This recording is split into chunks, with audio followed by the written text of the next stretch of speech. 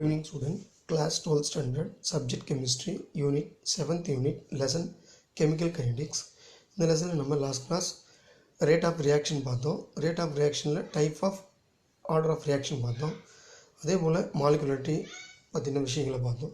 இப்போது order of ரியாக்ஷனில் first order, second order, third ஆர்டர்னும் ஜீரோ ஆர்டர்னும் இருக்குன்னு நம்ம சொல்லியிருக்கோம்.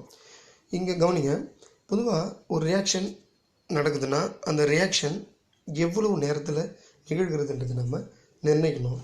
ஏன்னா ஆர்டர்ன்றது கான்சன்ட்ரேஷன் ஆஃப் ரியாக்ஷனை மட்டும் குறிக்கும், ஆனால் ரேட் ஆஃப் ரியாக்ஷன்ன்றது அதனுடைய ஸ்பீட் குறிக்கும்.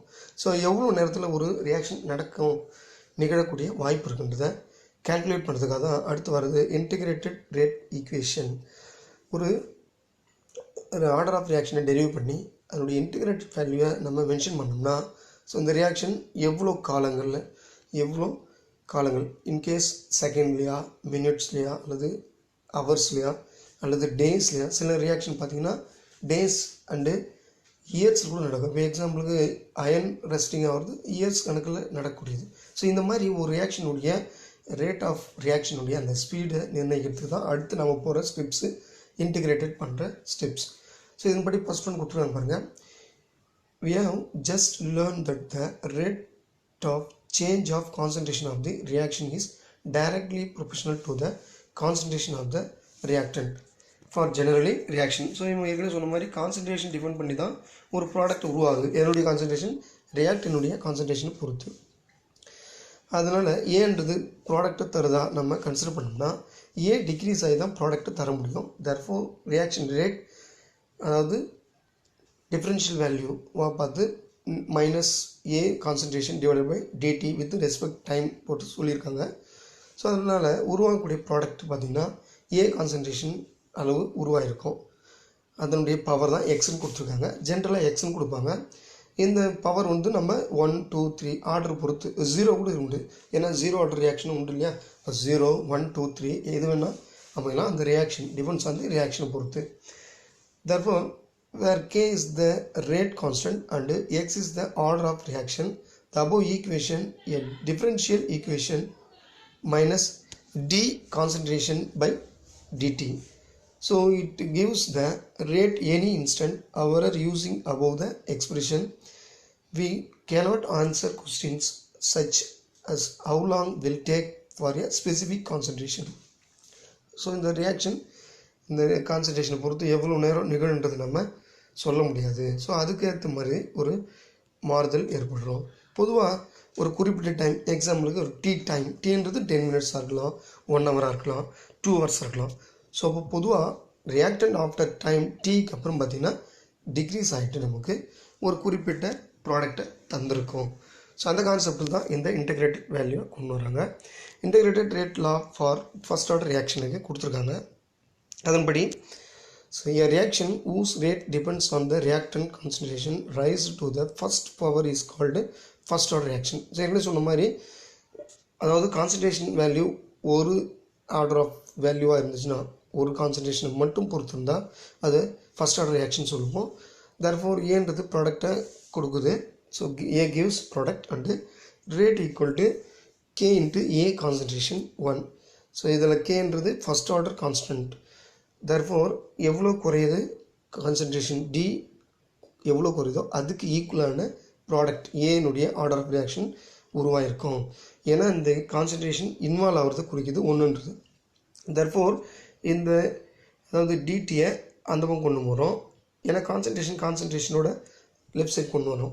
இப்போ minus dA by concentration A equal to K into dt. So இதை அடுத்த ஸ்டெப் பாருங்கள். இப்போ என்ன பண்ணுறோம், இன்டிகிரேட். ஏன்னா இன்டிகிரேட் பண்ணுறதுக்கு உறுப்புகள் ஒரே இடத்துல இருந்தால் இன்டிகிரேட் பண்ணுறதுக்கு எளிமையாக இருந்ததை கொண்டு வரும். So integrate above the equation. So t is equal to 0. ஏன்னா இனிஷியல் டைமில் டி இஸ் ஈக்குவல் டு 0 அப்படின்னு எடுத்துக்கிட்டு வச்சுங்க. அப்போது டிடி வேல்யூ 0வாக மாறும் இல்லையா. ஸோ ஞாபகம் வச்சுங்க. So equal to the concentration varies from the initial concentration to A. So initial concentration A 0ன்னு எடுத்துக்கிறோம். தொடக்கத்தில் ரியாக்டன்ட் எதுவும் இன்வால்வ் ஆகிருக்காது. அப்போ ஏ 0 total value.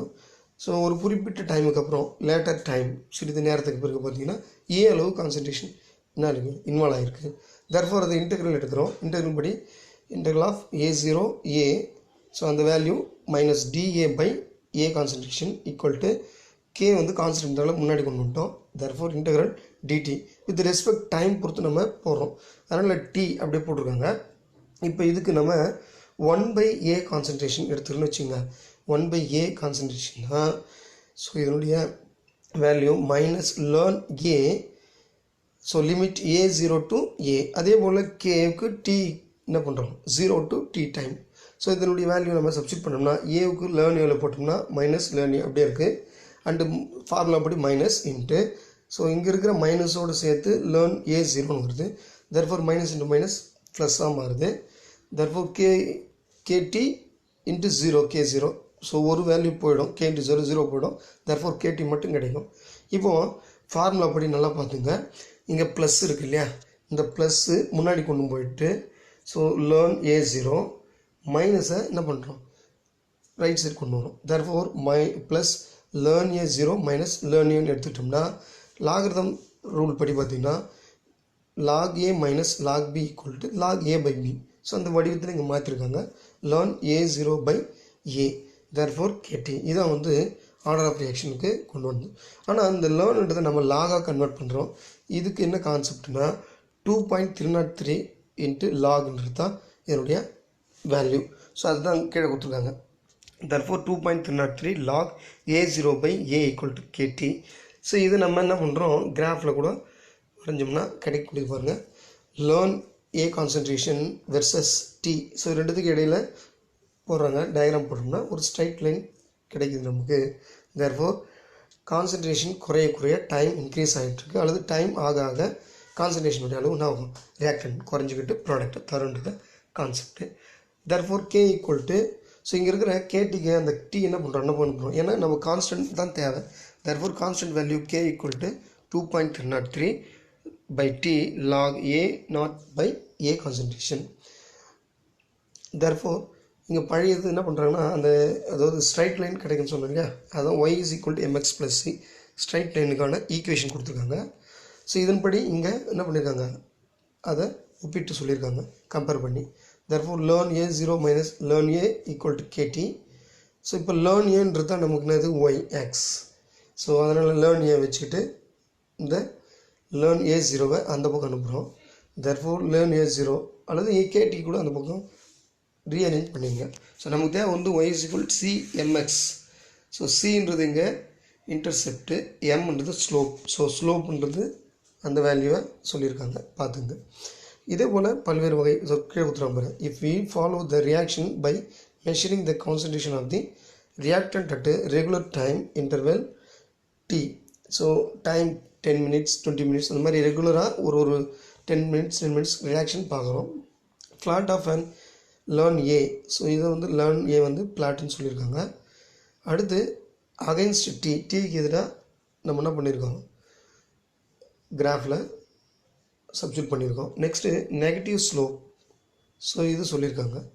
From this rate constant calculator. இதில் நம்ம ரேட் கான்ஸ்டன்ட்டை ஈஸியாக கேல்குலேட் பண்ண முடியும் கே வேல்யூ. அடுத்து இந்த மாதிரி ஃபஸ்ட் ஆர்டர் ரியாக்ஷனுக்கு உண்டான சில எக்ஸாம்பிள் கொடுத்துருக்காங்க. Example for the first order reaction. First one decomposition of dinitrogen pentoxide. பொதுவாக டைநைட்ரஜன் பென்டாக்சைடு டீகம்போஸ் ஆகிற ரியாக்ஷன் வந்து ஒரு ஃபஸ்ட் ஆர்டர் ரியாக்ஷன். சரி இது ஃபஸ்ட் ஆர்டர் ரியாக்ஷன்னா எப்படி தெரியும்னா ஒன்லி டிட்டர்மினேஷன் ஃபார் எதில் எக்ஸ்பெரிமெண்ட்டில் மட்டும்தான் கண்டுபிடிக்க முடியும். இந்த பேலன்ஸ் ஈக்குவேஷனில் கண்டுபிடிக்க முடியாது. ஸோ இதை நல்லா தெரிஞ்சுங்க. அடுத்து டீகம்போசிஷன் ஆஃப் சல்ஃபியூரல் குளோரைடு. சல்ஃபியூரல் குளோரைடை நம்ம என்ன பண்ணுறோம் டீகம்போஸ் பண்ணி சல்ஃபர் டை ஆக்சைடு குளோரைடு நம்ம மாற்றக்கூடியது. இது ஒரு ஃபஸ்ட் ஆர்டர் ரியாக்ஷன். அடுத்து decomposition of the hydrogen peroxide in aqua solution. So water மாலிகுலாவும் ஆஃப் O2 வெளியே ரிமூவ் ஆகுது. இது வந்து ஃபஸ்ட் ஆர்டர் ரியாக்ஷன் சொல்லியிருக்காங்க. அடுத்து ஐசோமெரிசிஸ் ஆஃப் சைக்ளோப்ரோபேன் டு ப்ரோபேன். சரி நம்ம இதை பார்த்தோம். இதுவும் ஒரு ஃபஸ்ட் ஆர்டர் ரியாக்ஷன். இது எல்லாமே all nuclear decomposition reaction, radio activity reaction எல்லாமே ஃபஸ்ட் ஆர்டர் ரியாக்ஷன். இது மாதிரி நிறைய ரியாக்ஷன் இருக்குது ஃபஸ்ட் ஆர்டரில். கொடுத்த எக்ஸாம்பிளை ஞாபகம் வச்சுங்க. நாளைக்கு ஜூடோ ஃபஸ்ட் ஆர்டர் ரியாக்ஷன் பார்க்கலாம். Thank you. see you next class.